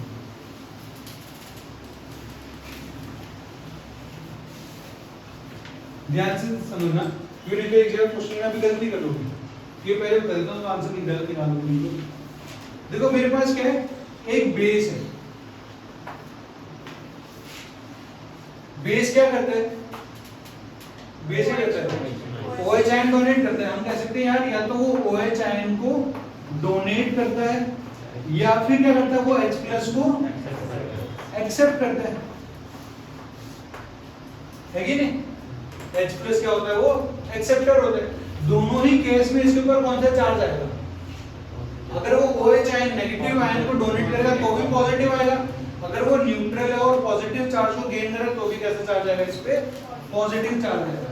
तो मतलब अगर आप बेसिक स्ट्रेंथ की बात करते हो, जिसको मैं कैसे रिप्रेजेंट करता हूं, KB से, ये डायरेक्टली प्रोपोर्शनल होगा किसके, स्टेबिलिटी ऑफ कैटायन के। OH आयन डोनेट करने के बाद या H+ एक्सेप्ट करने के बाद जो चार्ज आया वो कैसा होना चाहिए, मेरा स्टेबल होना चाहिए। इतनी बात समझ में आ गई? ठीक है। अब ये डायरेक्टली प्रोपोर्शनल तो होगा, ये इनवर्सली प्रोपोर्शनल होगा किसके, इलेक्ट्रोनेगेटिविटी के। तब नहीं तो हम एक काम और भी लिख सकते हैं भाई, अगर मेरी बेसिक स्ट्रेंथ ज्यादा होगी तो एसिडिक स्ट्रेंथ क्या होगी, कम होगी, तो इनवर्सली प्रोपोर्शनल टू मैं Ka लिख सकता हूं, ठीक है। और डायरेक्टली प्रोपोर्शनल टू क्या लिख सकता हूं, Pka लिख सकता हूं, और इनवर्सली प्रोपोर्शनल टू Pkb लिख सकता हूं, है कि नहीं। अगर आपकी Kb की वैल्यू ज्यादा होगी तो Pkb मतलब माइनस लॉग ऑफ Kb की वैल्यू क्या होगी, कम होगी। अब जब आपको इनवर्सली प्रोपोर्शनल टू Ka मिल गया तो आप यहां से क्या लिख सकते हो, इनवर्सली प्रोपोर्शनल टू इलेक्ट्रोनेगेटिविटी कब, पीरियड में, इनवर्सली प्रोपोर्शनल टू साइज कब, ग्रुप के अंदर, inversely proportional to percentage S character कब, जब सेम एलिमेंट प्रेजेंट होंगे।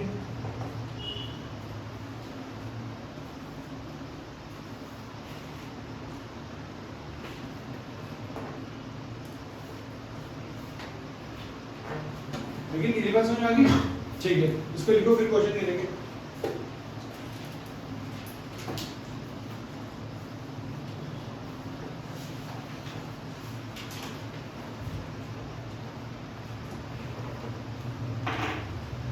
क्वेश्चन लिखो, compare basic strength,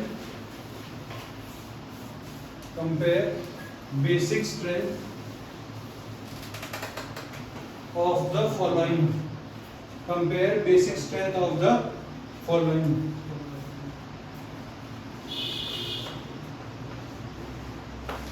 CH3 minus, NH2 minus, OH minus, F minus, दूसरा CH4,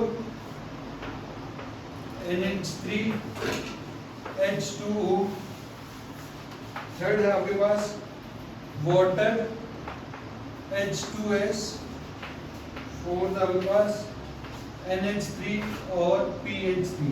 देखो बेस ओवरऑल क्या कर रहा है, OH आयन दे रहे हैं या फिर वो क्या कर रहा है, इलेक्ट्रॉन पेयर दे रहे हैं, है कि नहीं। तो मेरे पास बेस जो होता है वो डायरेक्टली प्रोपोर्शनल होता है इलेक्ट्रॉन डोनेशन टेंडेंसी के, इलेक्ट्रॉन डोनेशन टेंडेंसी। इलेक्ट्रॉन है तो वो डोनेट करेगा, और जितने ज्यादा इलेक्ट्रॉन डोनेट करेगा उतना ही अच्छा क्या होगा, मेरे पास बेस होगा। ये बेस देता है OH आयन। इनका आंसर निकालो।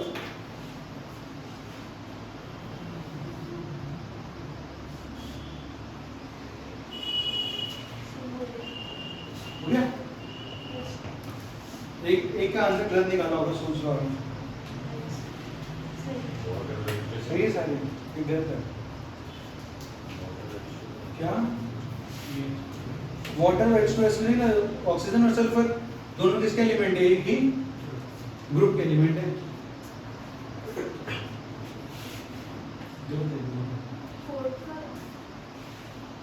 सेकंड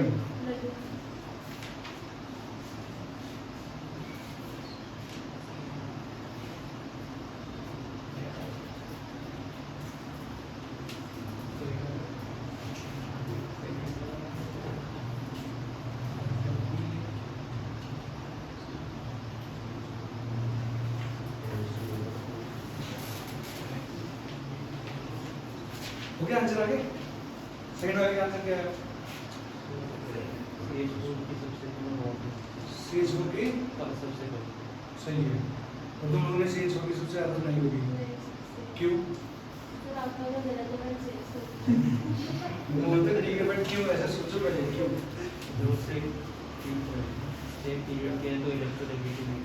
नहीं, कार्बन NH3 और वाटर की अगर हम लोग बात करें तो ये CH4 है, ये NH3 ये वाटर है, बेसिक स्ट्रेंथ इसकी ज्यादा होगी,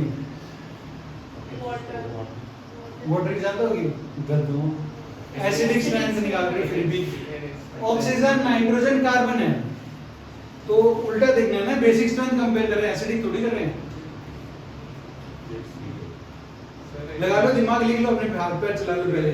NH3 की होगी, उसके बाद लोन वैल्यू देनी होगी, इसलिए हाँ फिर आगे सर तो एक्सेप्ट कर लेगा ना। क्या? A1H प्लस ये हम लोग लिखते हैं ना, पहले तो ये बात करते हैं किसकी, इलेक्ट्रॉन डोनेशन टेंडेंसी बात करना, बेसिक स्ट्रेंथ की। तो अगर तो अच्छा H प्लस एक्सेप्टर बना रहा है, ठीक है, ये भी एक्सेप्ट कर लेगा, तो ये सर उसमें तो हिंड्रेंस आ जाएगा, उसको तो चार वो करेगा नहीं, क्यों? पहले तो भाई मेरे पास अगर आप देखोगे ना, सीधा सीधा बहते चले जाओगे, पानी से बह जाओगे, क्यों? ये पहले इसका आंसर निकाल लेते हैं, ठीक है, क्योंकि कार्बन, नाइट्रोजन, ऑक्सीजन, फ्लोरीन सब किसके एलिमेंट है? ये पीरियड के एलिमेंट है, तो पीरियड ग्रुप में कनेक्ट करते हैं। पी ऐसे लिखते हैं, ठीक है, तो पीरियड होता है ऐसे। जी कैसे लिखते हैं? ऐसे लिखते हैं, तो ऊपर से नीचे जाते तो क्या होता है? मेरे पास ग्रुप होता है। अब ये मेरे पास तीनों एलिमेंट किसके आ गए? एक ही पीरियड के एलिमेंट है। पीरियड के एलिमेंट में देखूंगा तो मैं देखूंगा कि भाई इलेक्ट्रोनेगेटिविटी ज्यादा होती है, तो एसिडिक स्ट्रेंथ ज्यादा होगी, बेसिक स्ट्रेंथ क्या हो जानी चाहिए? कम होनी चाहिए। तो मैं ये लगा दूंगा तो गलत हो जाएगा, क्यों? नाइट्रोजन के पास लोन पेयर है, डोनेट कर सकता है। वाटर के पास क्या है? लोन पेयर है, वो लोन पेयर और इलेक्ट्रॉन्स को क्या कर सकता है? डोनेट कर सकता है।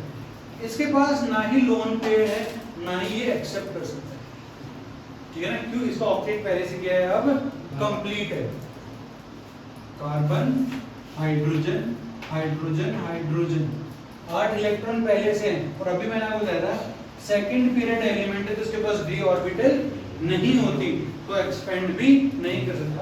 इसलिए ये मेरे पास क्या होगा? सबसे लास्ट में होगा CH4, ठीक है? इसके अंदर की कम होगी, H2O की क्या हो जाएगी? ज्यादा। दोनों एक ही किसके एलिमेंट है? ग्रुप के एलिमेंट है। ग्रुप में साइज बढ़ता है तो एसिडिक स्ट्रेंथ बढ़ती है, तो बेसिक स्ट्रेंथ क्या हो जाएगी? कम हो जाएगी। NH3 PH3 की बात करें, दोनों किसके? ग्रुप के एलिमेंट है। इसकी साइज बढ़ेगी, साइज बढ़ने से एसिडिक स्ट्रेंथ बढ़ती है, तो बेसिक स्ट्रेंथ क्या हो जाएगी? कम हो जाएगी, ठीक है? तो मेरे पास NH3 क्या हो जाएगी? इससे ज्यादा। तो सर सेकंड पार्ट में बेसिक स्ट्रेंथ कितनी ज्यादा होगी? सबसे कम CH4 की, सबसे ज्यादा NH3 की। सर NH3 की इसलिए वहाँ पे इलेक्ट्रोनेगेटिविटी वाला फैक्टर। हाँ, ठीक है। इसके अंदर कौन सा? इलेक्ट्रोनेगेटिविटी वाला। वाटर मेरा ज्यादा एसिडिक होता है, किससे? NH3 से। अमोनिया बेस होती है, ठीक है। और वाटर मेरे पास कैसा होता है? एम्फीफाइल होता है, एसिडिक रहता है। ऊपर वाले का सबसे ऊपर CH3 होता है, तो ऊपर या तो नेगेटिव चार्ज होता है या पॉजिटिव चार्ज होता है, तब हम देखते हैं क्या है ऊपर पॉजिटिव या नेगेटिव, ठीक है? ये बात समझ में आ गई? चलो अब आगे हम लोग बात करते हैं इंटरमीडिएट्स की, ठीक है? अभी बस मैं आपको इंट्रोडक्शन दे रहा हूँ, पढ़ेंगे कल इसके बारे में। बस अब आप नोटबुक बंद करके सामने ले लो, क्या करेंगे, लिखने का काम यही करता बस।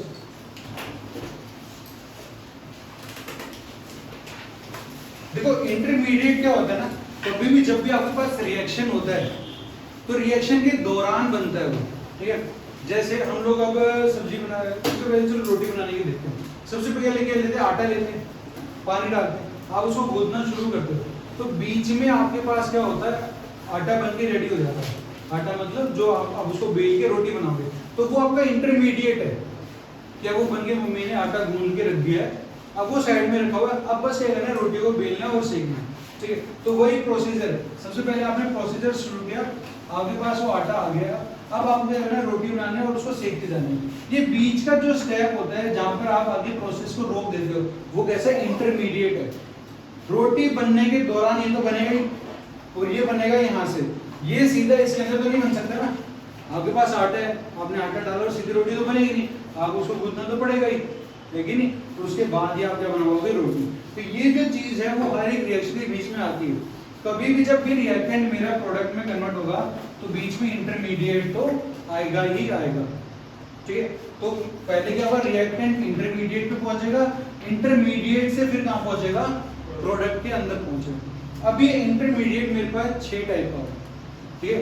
या तो आपके पास वो कार्बोकेटायन हो सकता है, कार्बेनायन हो सकता है, फ्री रेडिकल हो सकते हैं, ठीक है? फिर वो कार्बीन भी हो सकता है, जैसे यहाँ पर मैं बात करूंगा, जो मैंने आपको बताया ना CH2 और 2 इसके पास ये नाइट्रीन भी होता है, और साथ में आपके पास बेंजाइल मैकेनिज्म भी होता है, ठीक ठीक है। तो ये 6 इंटरमीडिएट बनते हैं जो कि हम लोग पूरी ऑर्गेनिक के अंदर पढ़ेंगे। Carbocation, carbanion, free radical, carbene, nitrene और बेंजाइन। ठीक है, इस तरह से बेंजीन, जैसे आपके पास बेंजीन बनती है ये, ठीक है, इसको बोलते हैं बेंजाइन, जिसमें ट्रिपल बॉन्ड आ रहा है। यहाँ पर मैंने आज क्यों लिखा है आपको, अब देखो अगर मैं इस कार्बन की और इस कार्बन के हाइब्रिडाइजेशन देखूं तो कैसी होगी, sp होगी। sp का शेप कैसा होता है, लीनियर। लीनियर होगा तो बताओ क्या ये रिंग का फॉर्मेशन कर पाएगा, इस बॉन्ड को तो ऐसा होना चाहिए था और इस जो ये बॉन्ड यहाँ जा रहा है इसको तो यहाँ पर होना चाहिए था, एकदम सीधा। सीधा अगर हो जाएंगे तो ये बॉन्ड क्या हो जाएंगे, टूट जाएंगे। पर इसकी वजह से क्या है, थोड़ा सा यहाँ पर बेंड है, इसी वजह से ये मेरा थोड़ा सा अनस्टेबल भी होता है। ठीक है, बट अगर आपसे कोई पूछेगा तो हम बोलेंगे इस कार्बन की हाइब्रिडाइजेशन क्या है, sp2 है, और ये कार्बन भी कैसा है, sp2 है। तो बेंजाइन के अंदर जिन कार्बन के अक्रॉस दोनों के अंदर मेरे पास क्या बना हुआ है, ट्रिपल बॉन्ड, वो दोनों कार्बन भी कैसे होते हैं मेरे पास, sp2 हाइब्रिडाइज्ड ही होते हैं। ठीक है, ये आपकी आखिरी बात थी आज की जो आपको क्या लग गया जान। ठीक है, अब चलो कल क्लास पढ़ेंगे आगे, इससे आगे। आज बस इतना, तो कल आओगे तो ये सब रिवाइज करके आना।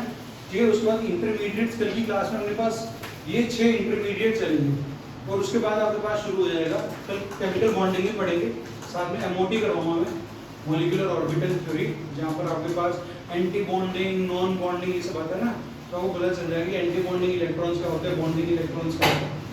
ठीक, कल हाँ 4 बजे को ऑनलाइन ड्यूटी पहन रहे मेरे को दे दे। ये तो एक काम करना, जब कल आएगा ना तो आते मुझे दे देना, और फिर ज़्यादा टाइम लगेगा, 2 घंटे लगेंगे, 2 घंटे खड़े रहेंगे।